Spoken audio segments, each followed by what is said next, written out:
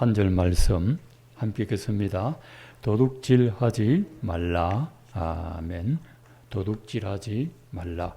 하이델베르그 제34과 10계명 제8계명 도둑질하지 말라라는 말씀입니다.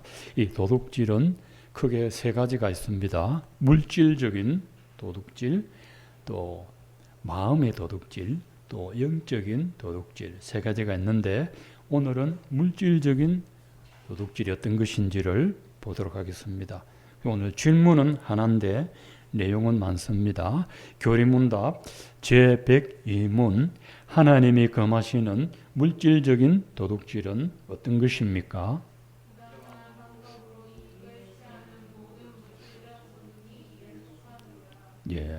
거기 보면 속임수, 또 폭리, 그리고 임금 착취, 또 하나님의 것 네 가지가 나와 있습니다.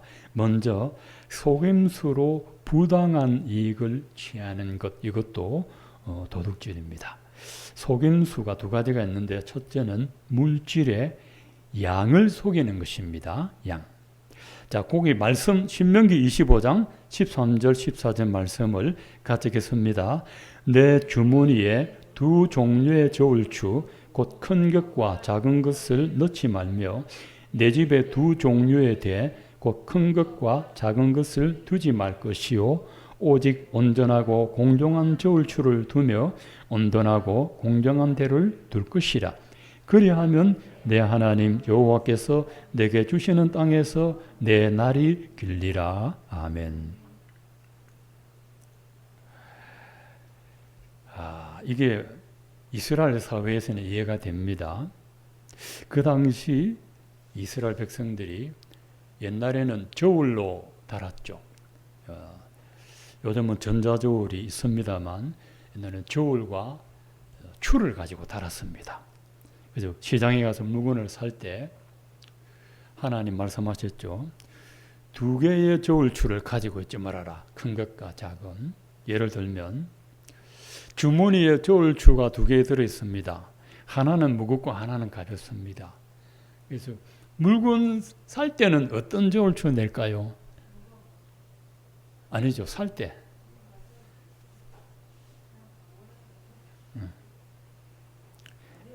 예, 맞습니다. 내가 두 번 물으니까 맞는데. 예, 물건을 살 때는 무거운 추를 내죠. 예, 그러면 많이 가져오죠. 물건을 팔 때는 크기는 같은데 가벼운 거를 탁 냅니다.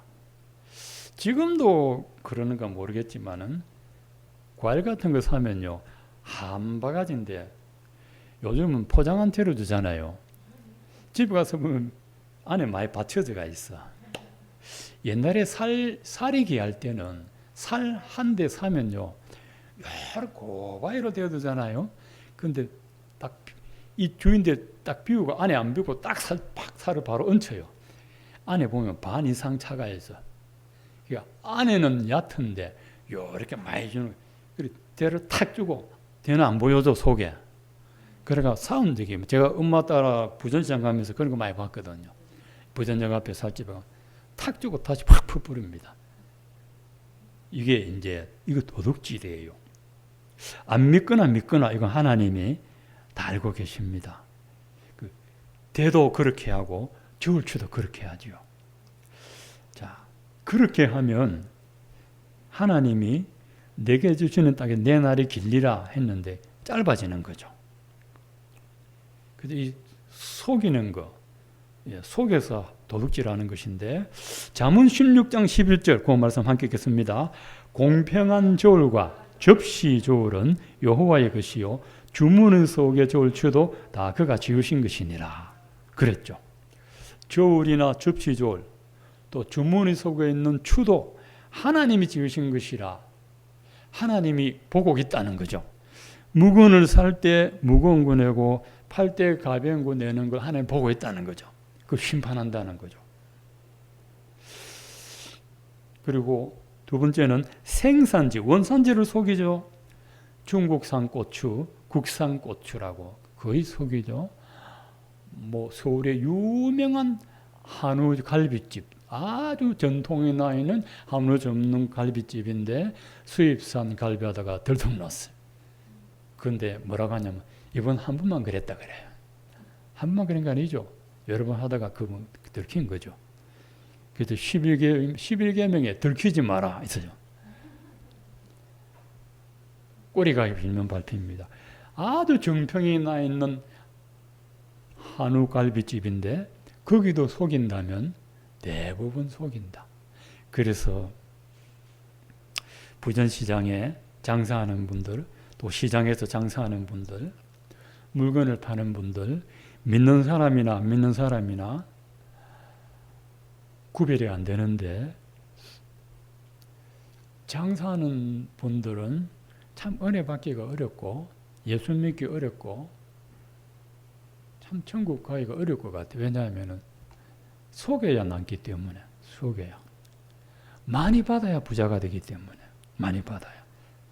원산지 속이죠. 원래 한우 이래야 되잖아요. 근데 국내산 이런다고.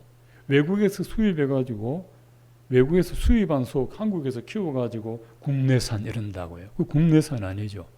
국내산이라는 말은 토종을 말하는데 한우 안 그러고 국내산, 국외산 이렇게 딱 지역을 가려면 똑같은 소를 가지고 뭐 시장에 가면 국산 해놨는데 국산인지 아닌지 알 수가 없죠. 그 주인만 알죠. 그 양심을 속여서 결국 이거는 도둑질하는 거죠, 그죠? 많이 받는 거니까. 자, 두 번째는 폭리를 취하는 것도 도둑질입니다. 자, 물건값을 터무니없이 높게 불러놓고 깎아주는 척하는 거죠. 신상품 나오면은 한 50만 원 이렇게 붙여놓고 한 6개월 뒤에 30%, 1년 뒤에 50%. 그 보세업 하는 분 얘기를 들어보니까 신상품이 봄에 나오면 20%만 팔면 본전은 나온답니다. 그래도 80% 옷은 세일을 많게 하든 작게 하든 무조건 남으니까. 그런데요. 요즘 누가 양복 신상품 사 있는 사람 누가 있습니까? 다 상설 매장 가서 사게 사 입죠. 그것도 터무니없이 높이 부르는 거, 그것도 도둑질이죠. 그리고 고리대금업, 이자를 높이 하고 돈 빌려주는 것, 턱없이 높은 이자 받는 것, 뭐 사채업 이런 것들인데, 자, 성경에 보면은 생활비가 없어가지고 먹고 살기 위해서 가난한 자가 돈을 빌릴 때 이자를 받지 말아라 그랬습니다. 출애굽기 22장 25절 같이 읽겠습니다. 내가 만일 너와 함께 한 나의 백성 중 가난한 자에게 돈을 구워주거든 너는 그에게 체주같이 하지 말며 별일을 받지 말 것이며. 돈 빌려준 사람처럼 찾아가서 별리 이자를 많이 받지 말아라. 생활비가 없어가지고 돈 빌린 사람에게 이자 받지 말아라. 정상적인 금융 거래 말고 내가 뭐 입에 풀칠을 해야 되는데 그걸 이자 받고 빌려주면 하나님 은혜가 안 된다는 거죠. 그것이 이제 폭리를 취하는 겁니다. 그리고 세 번째, 임금을 착취하는 것. 이게 합법적으로 임금 착취하는 것. 정당한 노동 대가를 계산해 주지 않는 것도 도둑질이죠. 도둑질. 정당한 노동임금 줘야 되는데 지금은 그래 못하는데 과거에는 많이 그래 왔죠. 임금 착취당하고 웃고 참고 그렇게 해서 살아왔죠. 근데 요즘은 노동운동이 너무 커가지고 그래 할 수도 없고 정당한 대가를 주어도 더 내놔라고 막 아우성이죠. 골로새 4장 1절 보겠습니다. 상전들아 의와 공평을 종들에게 베풀지니 너희에게도 하늘의 상전이 계심을 알지어다. 자, 상전. 여기서는 로마 시대에 노예를 부리는 상전을 말합니다. 자, 노예에게 의와 공평을 베풀어라. 조선시대에도 주인이 있고 종들이 있었죠. 자, 의와 공평을 의롭게 공평하게 임금을 주어라. 왜 그러냐? 하늘의 상전이 있다. 하늘의 상전 하나님이 보고 계신다는 거죠. 믿는 사람이나 안 믿는 사람이나 하나님이 다 보고 계십니다. 다 보고. 이게 속임수, 폭리, 임금 착취, 이건 하나님이 절대 못 본치 않습니다. 하나님의 암암리에 다 갚으십니다. 신자든 불신자든 공평하게 다 갚으십니다. 절대로 남의 거 뺏은 거 가지고 죽을 때까지 안 놔두십니다. 하나님은 어떤 방법을 써서라도 하나님은 공평하게 갚으십니다. 자, 마지막 네 번째는 하나님께 드릴 헌물을 드리지 않는 겁니다. 예를 들면 11조와 봉헌물인데 그 밑에 말라기 3장 7절에서 12절 말씀을 우리 같이 읽겠습니다. 시작. 만군의 여호와가 이르노라 너희 조상들의 날로부터 너희가 나의 규례를 떠나 지키지 아니하였도다. 그런즉 내게로 돌아오라. 그래하면 나도 너희에게로 돌아가리라 하였더니 너희가 이르기를 우리가 어떻게 돌아가리까 하는도다. 사람이 어찌 하나님의 것을 도둑질하겠느냐. 그러나 너희는 나의 것을 도둑질하고도 말하기를 우리가 어떻게 주의 것을 도둑질하였나이까 하도다. 이는 곧 11조와 봉헌물이라. 너희 온 나라가 나의 것을 도둑질하였으므로 너희가 저주를 받았느니라. 만군의 여호와께 이르노라 너희의 온전한 11조를 창고에 들여 나의 집에 양식이 있게 하고 그것으로 나를 시험하여 내가 하늘문을 열고 너희에게 복을 살 구 없이 없도록 붙지 아니하나 보라. 만군의 여호와가 이르노라 내가 너희를 위하여 메뚜기를 금하여 너희 토지 소산을 먹어 없애지 못하게 하며 너희 밭에 포도나무 열매가 기한 전에 떨어지지 않게 하리니 너희 땅이 아름다워짐으로 모든 이방인들이 너희를 복되다 하리라. 만군의 여호와의 말이니라. 아멘. 자, 말라기는 어디에 있는 책이죠? 구약 마지막에 있죠. 뭐 제가 신학대학 다닐 때 저보다 더 신급은 한 친구가 교수가 말라기 어디에 있어야 했겠냐 모른대. 왜 모르나? 하나님이 외우지 말라 해서 안 해왔대. 그래 한바탕 웃고 했는데 구약 마지막 책이 말라기죠. 말라기라는 선지자가 있죠. 사장까지 있는데 구약의 마지막이 은혜롭지가 않아요. 하나님께 호되게 책망을 받고 끝이 나요. 하나님께. 그 중에 하나가 이 하나님의 백성들이 하나님께 드릴 11조와 봉헌물을 띵가먹어서 드리지 않았다. 그래서 너희가 내게 돌아오라. 돌아오라 하니까 어떻게 하면 돌아가겠습니까? 너희가 나에게 바칠 11조와 헌물을 도둑질했다. 그거 내놔라. 그리고 돌아오라 하셨습니다. 그래서 이 11조는 다른 헌금과 아주 성격이 다릅니다. 11조는 하나님의 것입니다. 11조는. 그럼 다른 헌금은 사람의 것이냐? 그건 다 하나님의 것이죠. 그런데 11조만큼은 이거는 예외가 없습니다. 무조건입니다. 무조건. 무조건 드려야 됩니다. 11조는.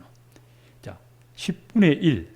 전부가 하나님 것인데 10분의 1은 나머지를 대표하는 겁니다. 그 11조는 다 드린 겁니다. 11조. 예수님은 우리 인류 구원의 11조죠. 그 한 분의 죽으심으로 나머지가 구원받을 수 있는 길이 열렸죠. 그 생명의 11조죠. 근데 우리는 몸을 드릴 수 없으니까 물질을 사람의 생명 다음에 두 번째로 귀한 게 물질이죠. 그 물질의 10분을 드립니다. 구약에 보면 첫째 난 맞이를 하나님께 드렸습니다.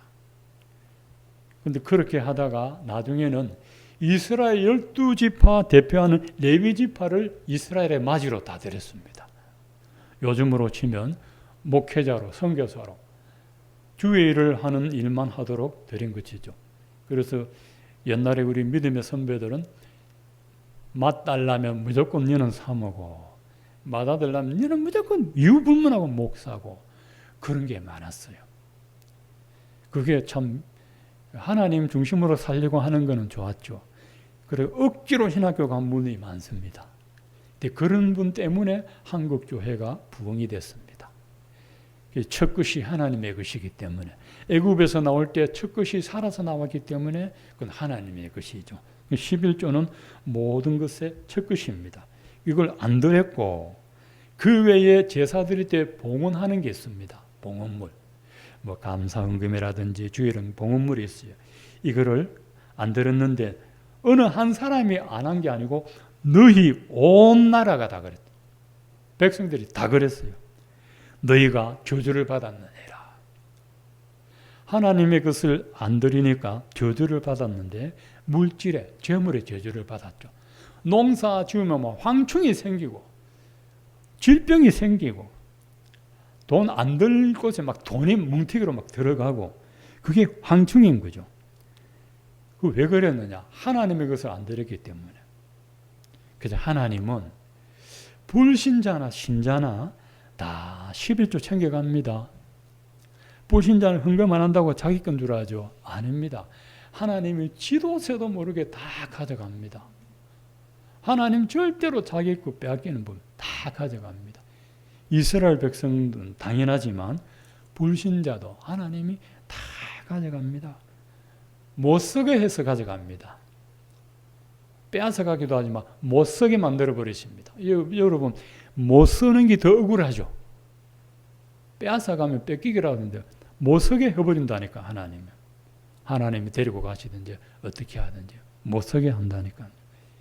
그래서 여러분 11조는 물질의 첫 것이고 주일은 시간의 첫 것입니다. 시간.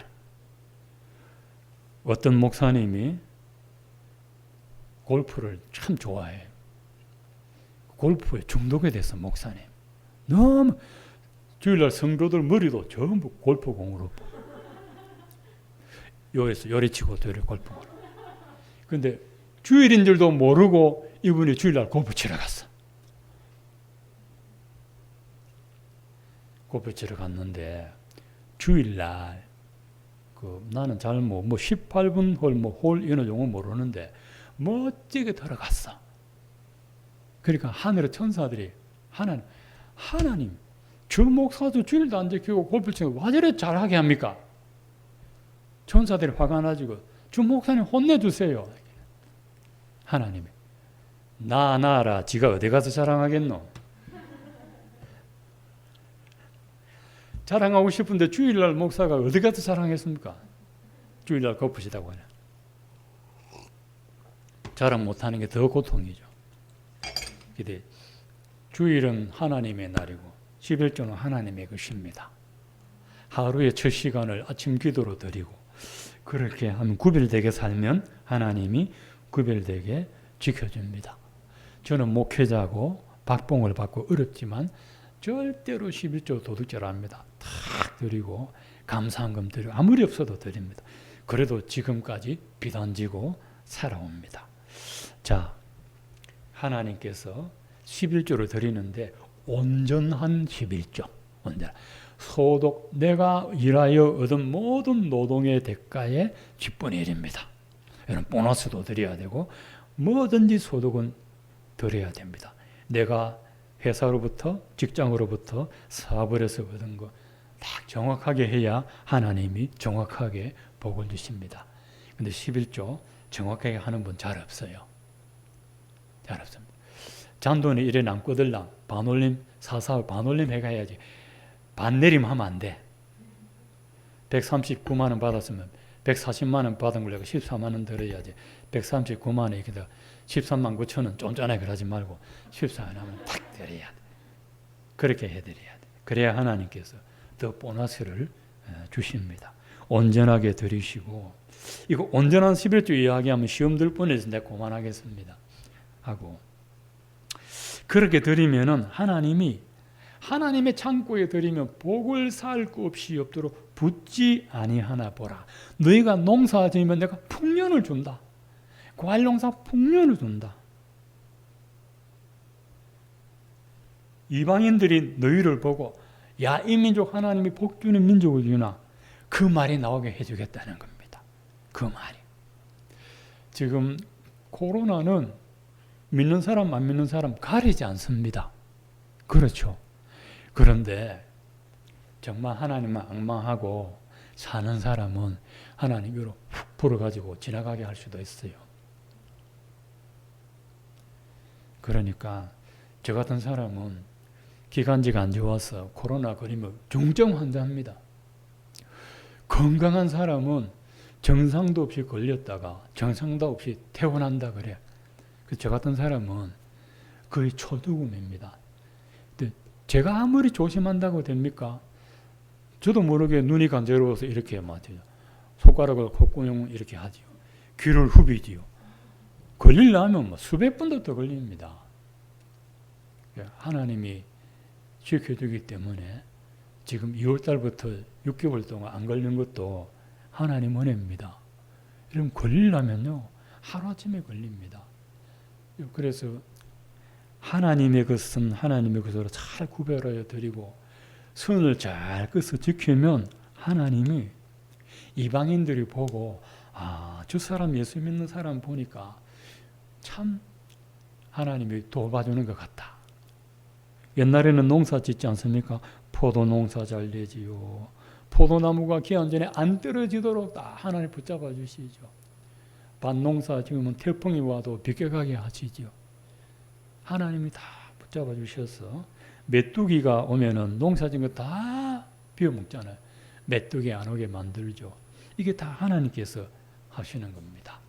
이제 여러분 물질로 사람의 것 내가 취하지 말고 하나님의 것 내가 취하지 말고 그렇게 잘 지키면 하나님이 물질의 황충을 막아주십니다. 신약에 보면 예수님이 그리스도인의 물질관을 잘 가르쳐 주셨는데 그 밑에 누가복음 6장 48절 함께 읽겠습니다.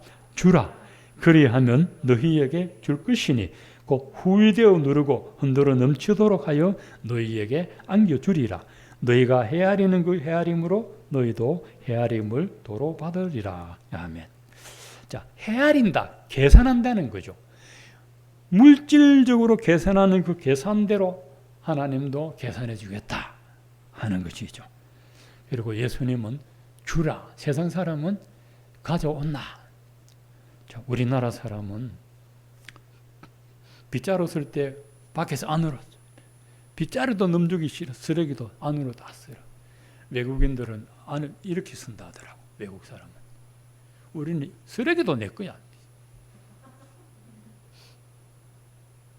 밥도 요래 퍼먹죠. 외국인들은 요래 이래 잡고 이래 퍼더라고. 주는 자가 복되다. 우리나라 사람이 믿음 좋은 것 같아도 진짜 헌금이 필요할 때는 외국인들 나이론 같아도요. 구제헌금 해야 된다. 선교헌금 해야 된다 할 때는 딱 주머니에 풀어요. 그런데 한국 사람은 달달달 뜬다 그래요. 그러니까 여러분 우리나라 일제 강점기 때 하나님이 미국 선교사, 호주 선교사, 유럽 선교사 보내가지고 대한민국이 신령한 복을 받고 물질의 복을 받았죠. 그 외국 사람은 주지 않습니까? 근데 우리가 그걸 받았기 때문에 우리도 줍니다. 전 세계에 인구 비율로 선교사 대한민국이 1위입니다. 숫자로는 미국이 많으나 그거는 인구가 많으니까 대한민국이 선교 제일 많이 해요. 선교 많이 한다는 것은 준다는 거거든요. 하나님 이 나라 붙잡아 주는 게 선교사 많이 보내기 때문이에요. 아무리 나라 경제 잘해도 하나님의 복음을 나누어주는 일을 해야 하나님이 복을 주십니다. 여러분 우리 교회가 가난하지만 얼마 전까지만 해도 선교사 후원을 했는데 환란이 오면서 이게 다 끊어졌어요. 우리도 작지만 선교하고 구제를 해야 하나님이 복을 줍니다. 여러분 없는 가운데 나누는 것이 은혜지 풍족한데 누가 못하겠습니까? 없는 중에 나누는 겁니다. 그래서 주라 딱 이러면은 나는 줄 게 없는데 왜 없습니까? 마음도 있고 은혜도 있고 복음의 선물도 있고 주려고 하면 있습니다. 몸으로 때울 수 있고 몸으로 봉사할 수 있고 마음만 먹으면 있습니다. 예수님은 주라 그러면 흔들어 넘치도록 너희에게 안겨주리라 했습니다. 여러분 주어야 돌아옵니다. 주어야 전도서 11장 1절에 보면 뭐 강물에 던지면은 여러 해 후에 돌아받으리라. 그런 말이 있어요. 근데 그거는 나누어주는 자에게 하나님이, 여러분 강물에 던지면 흔적도 없어요. 누구한테 어디 던진지 모르잖아요. 그런데 하나님은 기억하신다는 거죠.